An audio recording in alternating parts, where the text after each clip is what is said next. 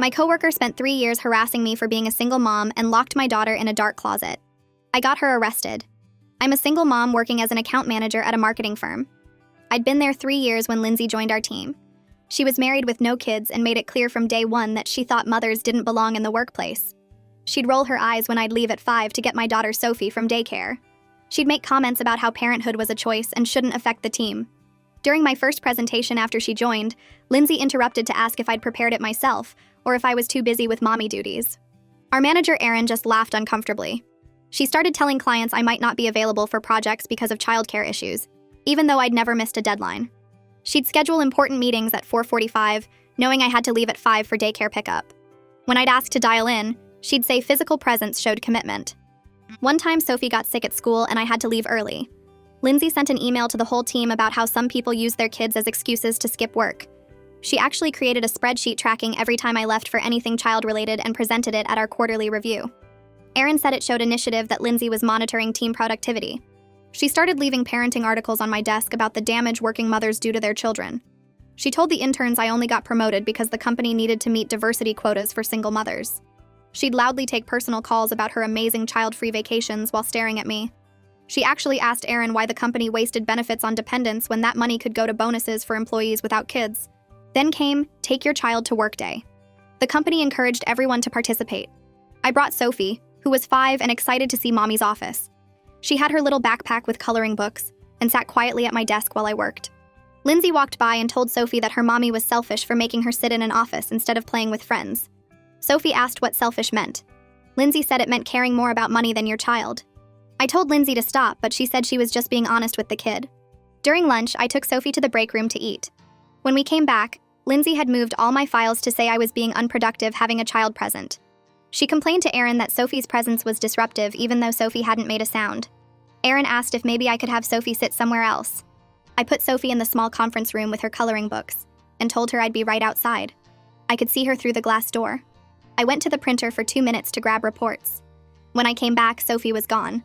Her backpack was there, books open, but she was nowhere. I ran through the office calling her name. Reception hadn't seen her leave. The bathrooms were empty. I was starting to panic when I heard tiny knocking from the supply closet down the hall. The door was locked from the outside. I opened it and Sophie fell out crying. She was terrified. Said a lady told her there were toys in there, then shut the door. She'd been in the dark for 10 minutes screaming, but nobody heard her because that hallway was empty. I knew immediately it was Lindsay. I carried Sophie back to the main office where everyone could see her sobbing. Lindsay was at her desk typing like nothing happened. I asked her directly if she locked my daughter in the closet. She said that was a serious accusation, and she'd been at her desk the whole time. Sophie pointed at her and said that's the lady. Lindsay said kids make things up for attention, and maybe Sophie locked herself in by accident. Erin came over and Lindsay immediately started crying, saying I was creating a hostile work environment by accusing her of something so horrible. She said she was thinking about calling HR about my harassment. Erin told me to take Sophie home and we'd sort this out tomorrow. That night, I went back to the office with building security. I asked them to check the keycard logs for the supply closet. The system showed Lindsay's card accessing it twice, right when Sophie disappeared and right before I found her. Security pulled the hallway footage. The video showed everything. Lindsay walking up to Sophie in the conference room, bending down to talk to her, then leading my daughter by the hand down the hallway. She swiped her keycard at the supply closet, opened the door, pointed inside like she was showing Sophie something interesting, and the second my baby stepped in, Lindsay pulled the door shut and walked away. The timestamp matched exactly when I'd been at the printer. The security guard made 2 copies of the footage right there, one for me and one for the police. I pulled out my phone and dialed 911 with shaking hands. The operator asked what my emergency was, and I told her someone had locked my 5-year-old daughter in a dark closet at my office building. She asked if my daughter was safe now, and I said yes, she was with me. But I had video proof of who did it, and I wanted to press charges. The operator said she was sending officers to my location and to stay where I was. The 2 police officers showed up in less than half an hour. They were both older guys, one tall with gray hair and one shorter with a thick mustache. The security guard showed them the footage on his computer screen, and I watched their faces change as they saw Lindsay lock Sophie in that closet.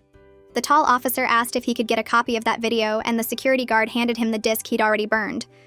Then they asked me to tell them what happened from the beginning. I explained about Take Your Child to Work Day, about leaving Sophie in the conference room for just 2 minutes, about finding her gone and hearing her screaming from inside the locked closet. The shorter officer wrote everything down in a little notebook. Then I told them this wasn't just a random thing, that Lindsay had been harassing me for 3 years about being a single mom. I pulled out my phone and showed them some of the emails Lindsay had sent about me being unreliable because of my kid. The tall officer looked at the shorter one and said this was criminal confinement and child endangerment, possibly assault on a minor. He asked if I wanted to press charges, and I said absolutely yes. They asked me to wait in the lobby with Sophie while they went upstairs to talk to Lindsay. I carried Sophie down to the first floor and sat in one of the big leather chairs near the elevators. She was asleep against my shoulder, her face still blotchy from crying earlier. I could feel her little heartbeat against my chest, and I wanted to cry thinking about how scared she must have been in that dark closet.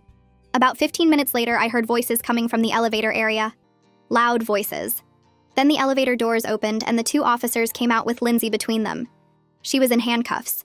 Her face was bright red and covered in tears, and she was yelling that this was all a big misunderstanding, that she would never hurt a child, that I was lying about everything. The shorter officer told her to calm down, and she just screamed louder. Other people in the lobby stopped and stared as they walked her past me toward the front doors. Lindsay looked right at me and yelled that I was going to regret this, that she had done nothing wrong. The tall officer put his hand on her head and guided her into the back of the police car parked outside. I was still sitting there trying to process what just happened when Aaron came running out of the elevator. His tie was loose and his face looked panicked. He rushed over to me asking what was going on. Why were the police here? What happened to Lindsay? I could tell he had no idea this would actually involve cops. I pulled up the security footage on my phone that the security guard had sent me and held it out to him. He watched the whole thing, his face getting paler and paler as he saw Lindsay walk Sophie to that closet and lock her inside.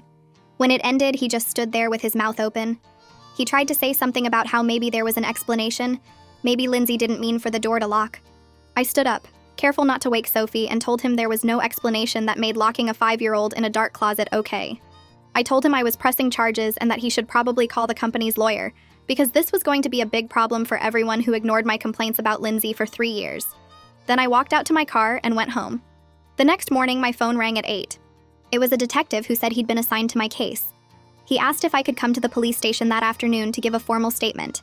I said yes and asked what I should bring. He told me to bring any evidence I had of prior harassment or problems with Lindsay. I spent the next 2 hours gathering everything. I printed out the spreadsheet Lindsay had made tracking every time I left early or came in late because of Sophie. I printed all the emails where she told clients I might not be available for projects. I took screenshots of the messages she'd sent to the interns about me only getting promoted because of diversity quotas. I put it all in a folder and drove to the station. The detective was a middle-aged guy with kind eyes who introduced himself and led me to a small interview room. He had me sit down and tell him everything from the beginning. I went through the whole 3 years. Every comment Lindsay made, every meeting she scheduled at 4:45, every article she left on my desk about bad mothers. He listened and took notes and didn't interrupt.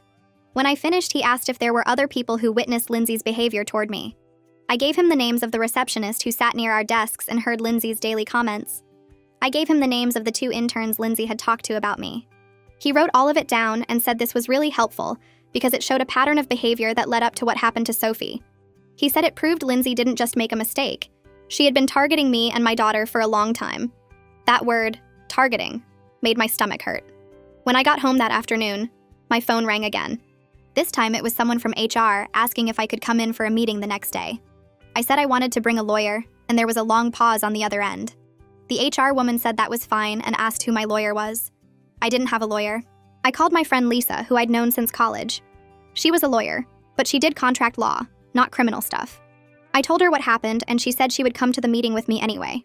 She said what happened to Sophie was horrible, and she wasn't going to let the company try to cover it up or push me out.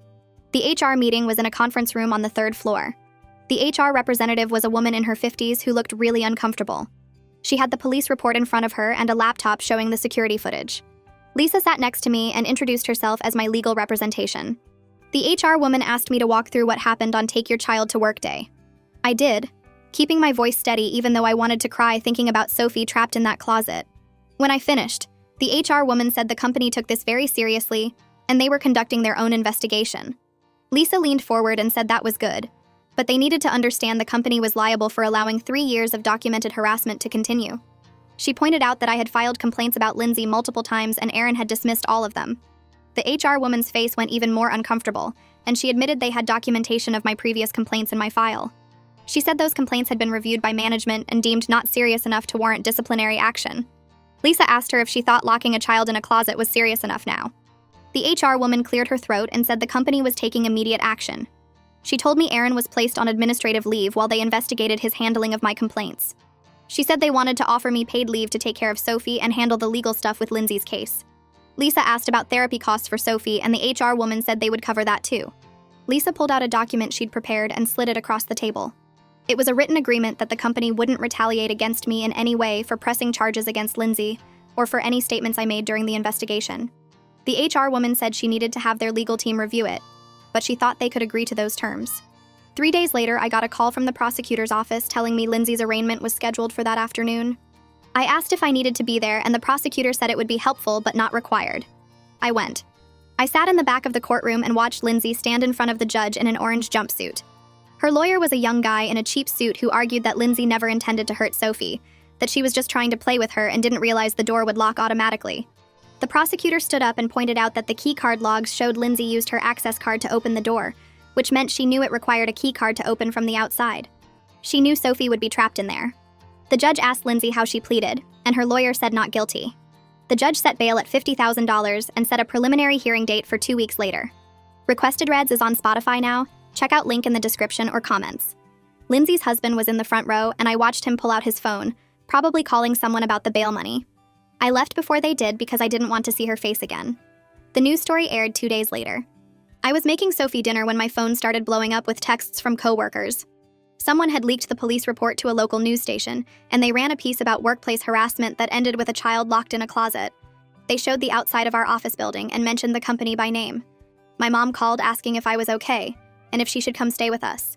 I told her we were fine, but she came anyway. That night, 3 women who used to work at the company reached out to me through LinkedIn. They all had similar stories about Lindsay making comments about their kids and questioning their commitment. One woman said Lindsay told a client she was unreliable because she had twins at home. Another said Lindsay scheduled mandatory team dinners on nights she knew people had to pick up their children. They had all left the company within a year of Lindsay joining. None of them had reported it because they saw how my complaints went nowhere. I took Sophie to a child psychologist the next week. The office had toys in the waiting room, but Sophie sat pressed against my side the whole time. The doctor was a woman in her 40s who specialized in childhood trauma. She talked to Sophie alone for 30 minutes while I waited outside. When they came out, Sophie was holding a stuffed bear the doctor had given her. The doctor asked me to come back to her office while Sophie played in the waiting room where I could see her through the window. She told me Sophie had acute stress response from what happened. She was having nightmares about being trapped in dark places. She wouldn't sleep in her own room anymore and woke up screaming most nights. The doctor said Sophie needed weekly therapy sessions, and I should expect the symptoms to last for months. She gave me a list of things to watch for, like regression in toilet training or separation anxiety. Sophie had already started showing both. She wouldn't let me out of her sight and cried when I tried to go to the bathroom alone. The company's internal investigation took 2 weeks. They interviewed 15 people from our department. I got called in twice to answer questions about specific incidents. They asked about the spreadsheet Lindsay made tracking my absences and the emails she sent about my reliability. They wanted to know every time I had complained to Aaron and what his response was. Other people started coming forward with their own stories. 3 women told investigators that Lindsay had made comments to them about working mothers being less dedicated than employees without kids. They said they never reported it because they watched Aaron dismiss my complaints. One woman said she heard Lindsay tell an intern that mothers shouldn't be in leadership positions because they couldn't focus on work. The pattern was clear. Lindsay targeted working mothers, and Aaron either ignored it or encouraged it by praising her supposed dedication to the team. Aaron got fired on a Friday afternoon. The company sent an email to the whole department saying he was no longer with the firm due to failure to maintain a safe workplace environment. They said they were implementing new policies around harassment and requiring all managers to complete training on recognizing and addressing workplace bullying. The email didn't mention Lindsay by name, but everyone knew what it was about. My new temporary manager called me that evening to apologize for what I went through. She said the company should have protected me, and they failed. She told me to take as much time as I needed, and my job would be waiting when I was ready to come back. Lisa called me 3 weeks after Lindsay's arraignment. She said Lindsay's lawyer wanted to discuss a plea deal. The prosecutor was willing to let Lindsay plead guilty to reduce charges in exchange for avoiding a trial. The deal included probation, mandatory anger management classes, and a permanent restraining order keeping Lindsay away from me and Sophie. Lisa said it meant Lindsay wouldn't go to jail, but she would have a criminal record and couldn't come near us ever again. I asked what would happen if we didn't take the deal. Lisa said we would go to trial and Sophie might have to testify about what happened. She said trials could take months and there was no guarantee of a conviction even with the security footage. I told her I needed time to think about it. I spent a week trying to decide. Part of me wanted Lindsay to go to jail for what she did to Sophie. I wanted her to face serious consequences and understand how badly she hurt my daughter. But another part of me couldn't imagine putting Sophie through a trial. She was already having nightmares and barely sleeping. Making her testify about being locked in that closet seemed cruel. My therapist helped me work through it. She reminded me that the restraining order meant Lindsay could never come near Sophie again. She said sometimes protecting your child meant choosing the option that caused them the least additional trauma. I called Lisa and told her I would accept the plea deal. Lisa said she would let the prosecutor know. The plea hearing happened on a Thursday morning. I sat in the courtroom with Lisa while Lindsay stood in front of the judge. She wore a gray suit and had her hair pulled back. Her lawyer stood next to her looking nervous. The judge asked if she understood she was pleading guilty to criminal confinement and child endangerment. Lindsay said yes in a quiet voice. Then she read a prepared statement her lawyer had obviously written. She said she never meant to hurt Sophie and she was sorry for what happened. She claimed she made a terrible mistake and wanted to take responsibility for her actions. The words sounded empty and rehearsed, like she was reading lines in a play. The judge accepted the plea but added 200 hours of community service working with child safety organizations. He said Lindsay needed to understand the gravity of traumatizing a 5-year-old child. He told her if she violated the restraining order or failed to complete her anger management classes, she would go directly to jail. Lindsay nodded and her lawyer thanked the judge. The company settled with me 6 weeks later. Lisa negotiated the whole thing without me having to do much. They agreed to pay for all of Sophie's therapy sessions for as long as she needed them. They covered Lisa's legal fees and gave me compensation for the 3 years of hostile work environment I endured. The amount was significant enough that I could have quit and lived comfortably for a year while finding a new job. Lisa also got them to provide a strong reference letter and agree not to contest unemployment if I decided to leave. She said it was one of the best settlements she had seen for a case like this. The company clearly wanted to avoid a lawsuit and bad publicity. I decided to stay with the company. I actually liked my job and my clients. The work was interesting and challenging in ways that made me feel accomplished. The new management team seemed genuinely committed to changing the culture. They promoted me to senior account manager with a 20% raise. They moved me to a different floor with a new team that was welcoming and professional. My new manager checked in regularly to make sure I had everything I needed. She never questioned when I left at 5 to get Sophie from daycare.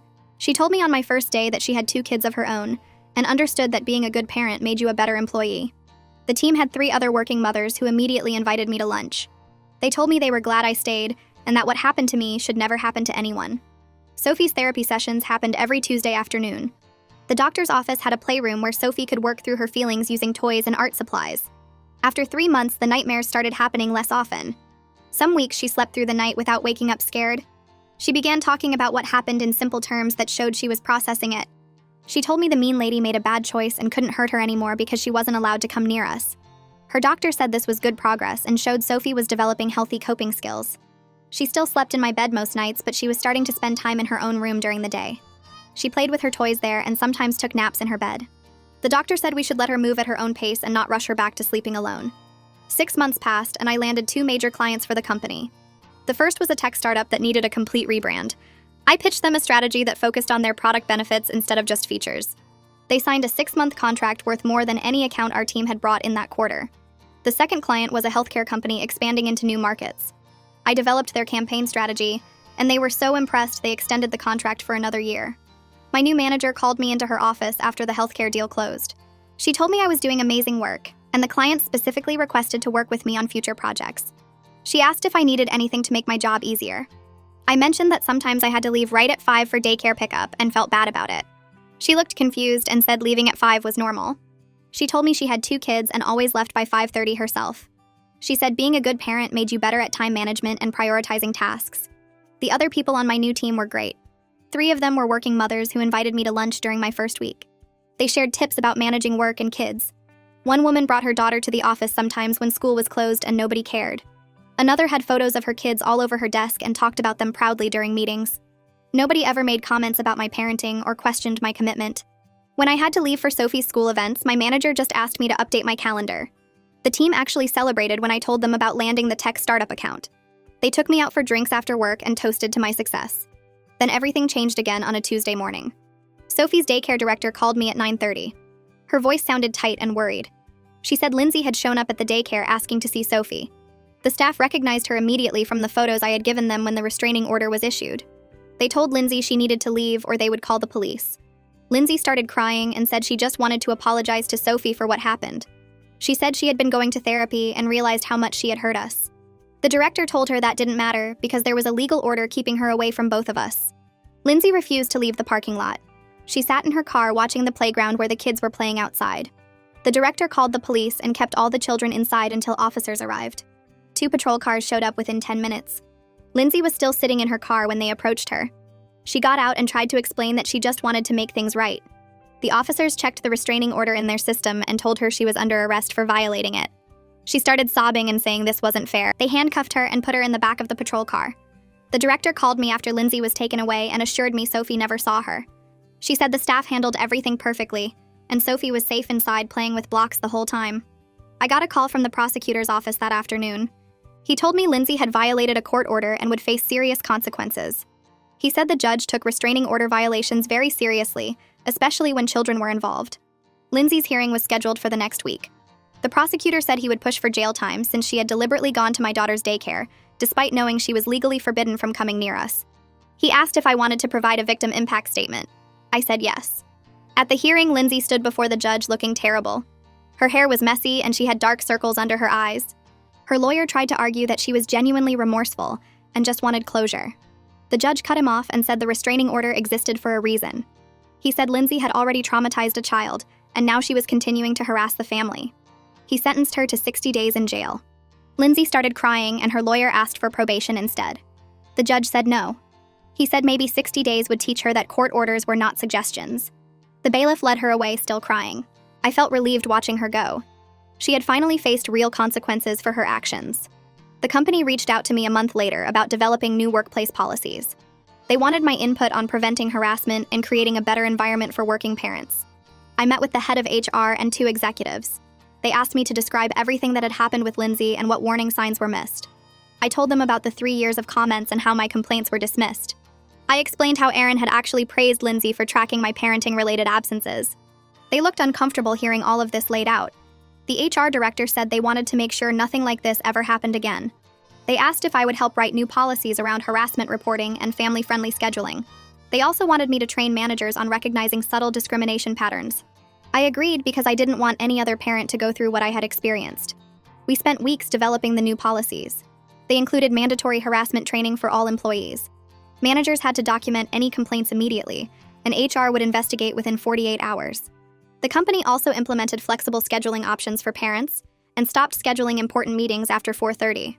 They created a clear process for reporting discrimination with multiple channels so people didn't have to go through their direct manager. I led the first training session for managers, and it felt good helping create real change. A year after everything happened, Sophie started kindergarten. She walked into her classroom confidently on the first day and barely looked back at me. Her teacher said she was doing great and made friends easily. The nightmares had stopped months ago. She slept in her own bed now and talked about the closet incident like it was something that happened a long time ago to someone else. Her therapist said she had processed the trauma in a healthy way and didn't need regular sessions anymore. At work, I was considered for a director-level position. My manager nominated me and said my client work and policy development made me a strong candidate. The interview process would start next month. Sophie and I had a routine that worked. I picked her up from the school at 3 and we spent afternoons together doing homework and playing. Some evenings we went to the park or got ice cream. Weekends were for adventures like the zoo or children's museum. I had learned that protecting her and standing up for myself was the most important thing I could have done. Our life was genuinely better than it had been before Lindsay joined our team. Sophie was happy and confident. I had a job I loved with people who respected me. Everything had worked out better than I could have imagined back when I was enduring Lindsay's daily harassment. Standing up for myself and my daughter had changed both of our lives for the better. So yeah, that happened. I don't even know how we got here, but thanks for sticking around. This honestly feels more like a late-night chat than a video.